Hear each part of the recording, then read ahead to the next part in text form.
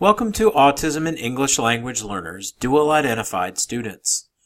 The potential audience for this module are teachers or paraprofessionals that work with ELLs and teachers who work with ASD students. There are times when an ASD-ELL student will be placed in a CSS or Communication Social Skills class.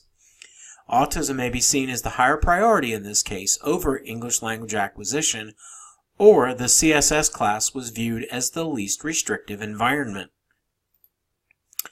Table of Contents will discuss general information about autism, including statistics and characteristics.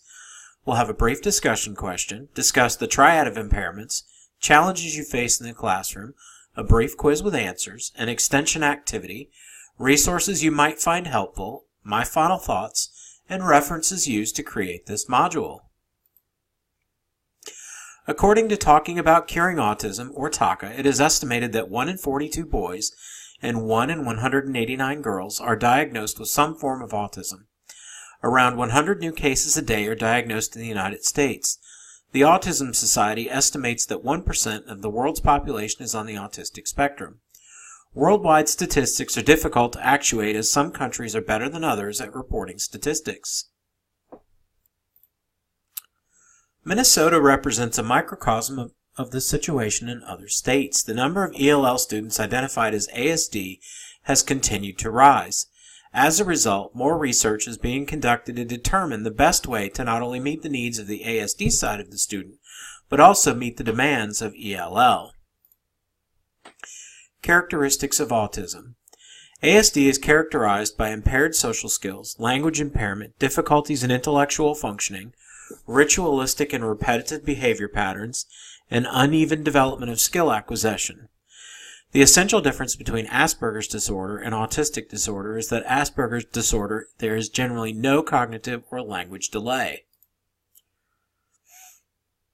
Dr. John Fox is the Director of Research at the Albert Einstein College of Medicine Children's Evaluation and Rehabilitation Center in New York.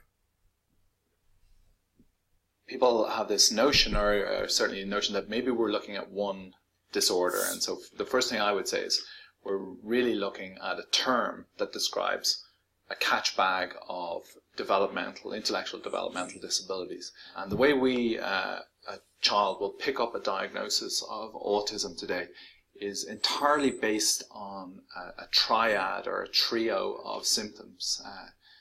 Those symptoms are social communication deficits, which of course everybody knows about, general inability to effectively interact with somebody else.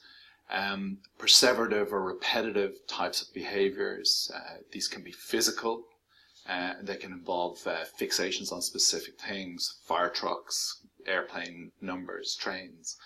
And the last part are these sensory disturbances, the idea of sensory processing deficits, peculiarities in the interaction with the sensory environment. The key there is that what we call autism today is something that we describe from the symptoms. And why do we do that? We do that because we don't know the underlying neurobiology or the underlying neuropathology for most of the individuals that we diagnose with autism. And so in that sense, it's a syndrome, it's a spectrum, it's a group of people that meet a certain diagnostic criteria. What challenges might you face working with students who are both ELL and ASD? How would you overcome those challenges? Please pause and discuss. Autism can be exemplified by any or all of three impairments. Social interaction. The individual finds interacting with others to be awkward and at times undesirable, which can result in inappropriate use of language. Social communication. The individual may have a voice tone that is too loud or too soft. In addition, they may not be able to use voice inflection to convey emotion or emphasis when speaking. Flexibility. The individual may experience difficulties with change or disruptions in their schedule. Social connections. Social interaction is one of the ways we acquire new language. The relations we have with each other build our social skills and language skills. For the autistic student, building communication skills in addition to structured social time will result in a positive outlook on social interaction. Overcoming the challenges with social communications. While it seems counterintuitive to use multimedia, visual, sound, and text for a student who may have difficulty processing multiple inputs, research shows that it can help autistic students, particularly high-functioning students, acquire social skills over time. Overcoming the challenges with voice tone. Discrete trial training. With DTT, it is critical to be as precise as possible with your instructions. They must be clear and easy to understand for the student. You are looking for the student to respond with a proper voice tone and confirmation that they understood what to do. Your request should be paired with story cards so that even if the language is not understood, the request will be. Step 1. Gain the student's attention. Step 2. Deliver the instruction or statement as clearly and concisely as possible. 3. Pair a prompt with the instruction. 4. Provide a wait time of at least 3 seconds for a response. 5. If the response is correct, reinforce immediately by either meeting the demand, or positive praise. If the response is incorrect, correct and begin again at step 1. Overcoming the changes with flexibility. You may never fully overcome a student's aversion to shifts in their schedule. You can reduce the uncertainty in their schedules by using Picture Exchange Communication System, or PEX cards. PEX cards can and should be used in conjunction with DTT. The example shows a daily schedule that might be implemented at home. Cards can be removed or replaced with events that come up during the day. It is important to have the student present when the changes are made so they can visually see the adjustment to their schedule. This is an example of PEX that could be used for a school day. Overall, PEX will help keep the student on task. When working with ELL students, it will be helpful to reinforce the event with the card until they have a grasp of English in written form. PEX cards come with a variety of activities and food choices. There are even cards for the student to show their current mood or to express a current feeling. Other challenges you may face. Behavior. Social story cards or PEX cards can help the student convey to you what has them angry or frustrated. They may use inappropriate language. As with any student, you can correct a student with ASD when they use a word inappropriately. You may need a more direct, concise explanation of how the language was inappropriate. Touching things. They like to feel things. By touching an item, it becomes real to them. Move items you do not wish to be played with or touched. Rocking or humming. Motion and sound can be a coping mechanism for the autistic student. This is a sign that you may want to check in on them. It is important to be mindful of the clues your student will provide you. If they begin to exhibit behaviors such as these, please check in on them. Remember that they are also trying to learn a new language, which in addition to having ASD, can be quite overwhelming for the student. What did you learn? Please pause and discuss the following questions. PEX cards can reduce the level of stress for an autistic student who has difficulty with change.